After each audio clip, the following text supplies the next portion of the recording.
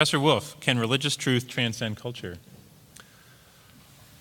It should probably follow from what I said before that I'm going to say that the answer is no, but I'm going to be clever about it anyway.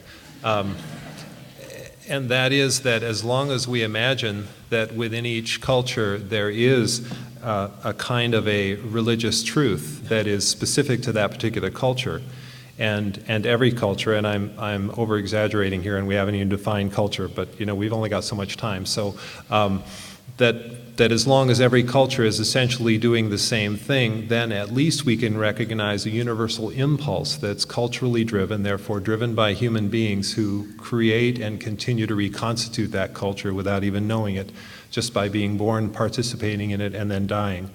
That if all of the cultures are creating this kind of a broader reality for the culture, if they're in a sense projecting that culture onto the universe, then we can at least recognize that there's a universal tendency on the part of culture to do that. In other words, it's not enough for people to be in their culture and say, this is my culture, that's your culture, we're all good.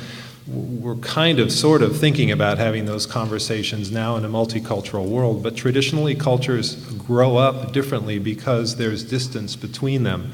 And traditionally, there isn't nearly as much movement of peoples as there is now in the 21st century. And so these cultures grow up with a pretty strong sense that it's my culture and the broader world reflects my culture, and I just can't understand how anybody else could possibly think of a different kind of a world, just as they probably couldn't understand how anybody could grow up in a different culture. That's a bit old-fashioned now again because of all the movement of populations, etc. And we're surrounded in LA by so many different mini-cultures that it's kind of mind-boggling. But we're talking about a relatively recent development in, say, world history or American history, and we're talking about cultures that have developed over eons and eons. So it's a rather recent change, almost current events compared to times in the past when these cultures were evolving at a geological pace. When I think about this process whereby cultures create a broader kind of a culture with a capital C that encompasses a culture and provides in some ways a kind of a cultural template for experiencing the world, that makes me think about my favorite theologian, who isn't really a theologian, or he started out that way anyway in Heidelberg, but then he changed, and that's Ludwig Feuerbach in the 19th century. He died in 1872. He's been gone for a while. And he wrote one really interesting book and then kept rewriting that book over and over again, and probably didn't get as much attention as he deserves, except right at the very beginning from people like Marx and Engels. But what's really significant about what Feuerbach did was that he came up with this idea that when you look at theology, what are we really talking about? But we're talking about a kind of an anthropology writ large, an anthropology that's projected into the universe.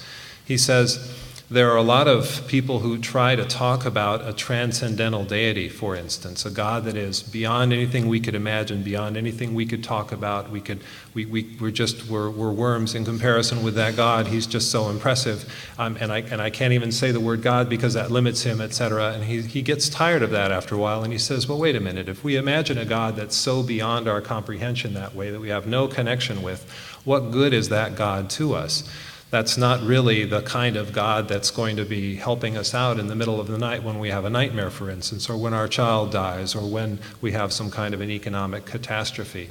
So that tendency within Western religions, and I generally focus in the world of Judaism, Christianity, and Islam in my own work, that tendency to imagine a God that's beyond our ability to comprehend is one that set Feuerbach off to talk about how really, when you get right down to it, the way that religion is useful for people is to imagine a God that really is there responding, that there's a God out there who has a maternal side, who has a paternal side, a God that responds the way a good neighbor would respond, and indeed that when we anthropomorphize deity, what are we doing but we're simply humanizing deity, and we're coming up with a deity that can actually help us get through life.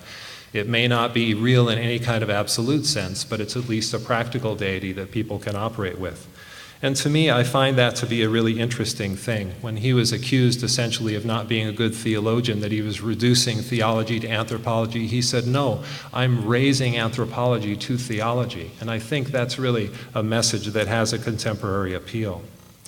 So if one could imagine if we recognize the universality of this kind of religion as anthropology writ large, and every culture that produces religion, in a sense, is simply projecting its culture onto a rather vacant universe, then it really does suggest a model for creating some kind of an uber religion, and uber is appropriate since it's Feuerbach, an uber religion that transcends individual cultures and privileges none, so that all people imagine themselves in that sense being a part of the same culture, anthropologically speaking, and that in the end what they come up with is a very human God that treats human beings the way that human beings deserve to be treated.